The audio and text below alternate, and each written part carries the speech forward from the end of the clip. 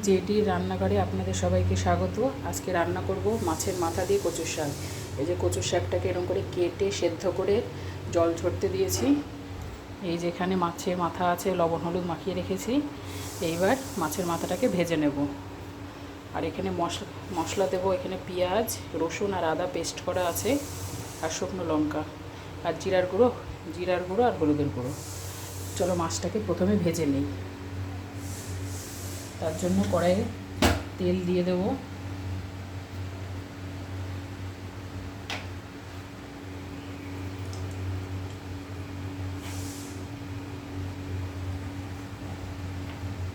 তেল দিয়ে দিলাম, তেলটা গরম হতে থাকুক।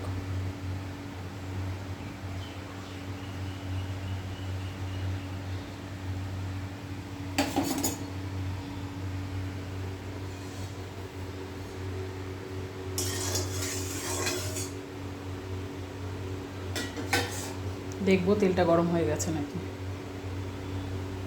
হ্যাঁ, তেলটা গরম হয়ে গেছে। এবার মাছটাকে দিয়ে দেবো, মাছের মাথাটা। প্রথমে মাছটা ভাজা করে নিই, তারপরে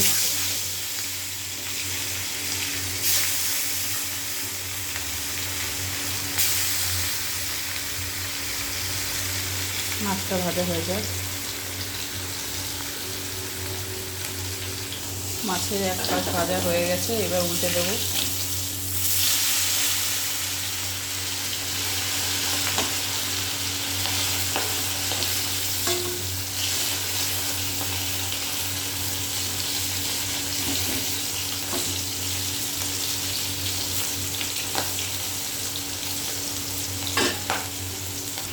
মাছ ভাজা হয়ে গেছে, এবার তুলে নেব। এবার মাছের মাথাটা ভাজা করে নেব।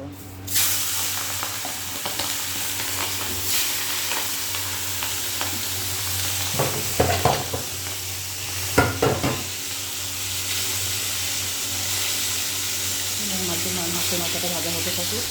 যে মাছের মাথাটাকে আবার উল্টে দিয়েছি। এপাশ ওপাশ দুই পাশে একটু কড়া করে ভেজে নিতে হবে।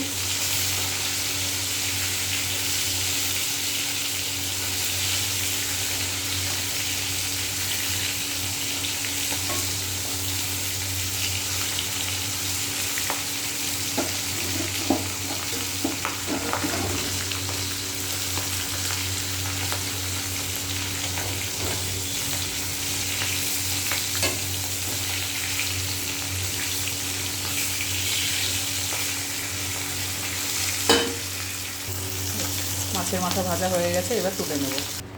ভাজা হয়ে গেছে, এবার প্রথমে মশলাটাকে দিয়ে নেব। পেস্ট করা মশলাটা তেলের পরে দিয়ে নেব।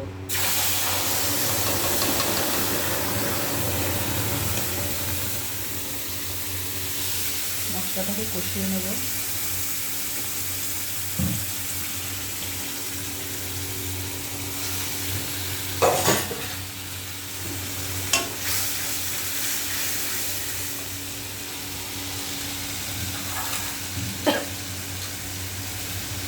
এখানে পরিমাণ মতো হলুদ গুঁড়ো,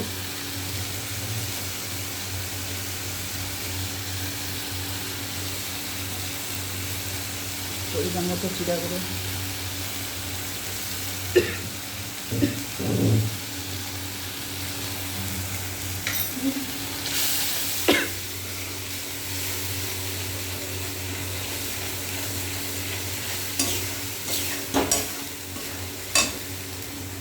এখানে আমি ভাজা তেলের মধ্যেই মশলাটা কষিয়ে নিলাম।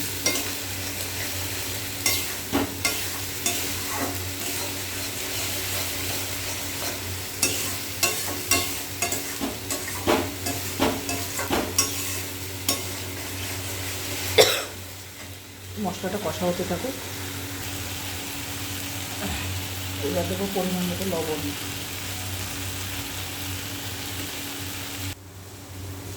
পরিমাণ মতো চিনি, আপনাদের স্বাদ মতো চিনি দেবেন। আপনারা যদি মিষ্টি খেতে চান তাহলে মিষ্টিটা একটু বেশি করে। মশলাটা কষা হয়ে গেছে, এবার তেল বেরিয়েছে। এবার সেদ্ধ করা কচুটা দিয়ে দেবো।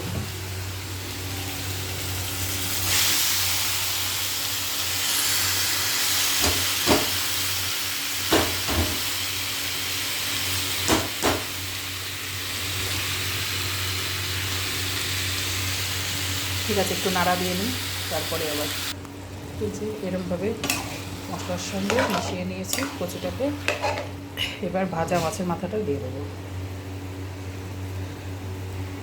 একটু মাছের মাথাটাকে একটু ভেঙে নেবো ছোটো ছোটো করে।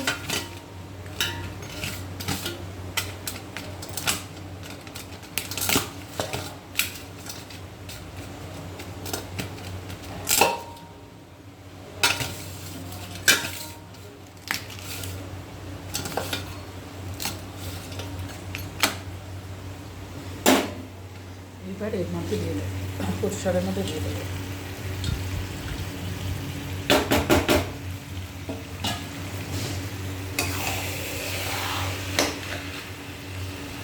চলো নাড়া পরে আসছি, আবার একটু নাড়া দিয়ে দেবো। জল টানতে অনেক সময় লাগবে।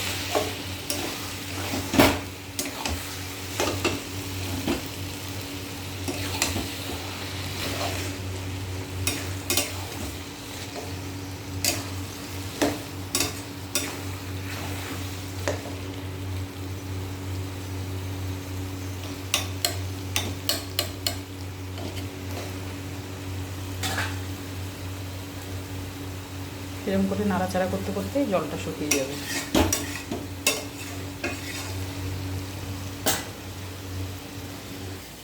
এই যে আমার কচুর শাক রেডি হয়ে গেছে। আমার রান্নাটা ভালো লাগলে লাইক কমেন্ট শেয়ার করে দেবে, চ্যানেলটি সাবস্ক্রাইব করবে। এই কচুর শাকটা কেমন হলো আপনারা জানাবেন।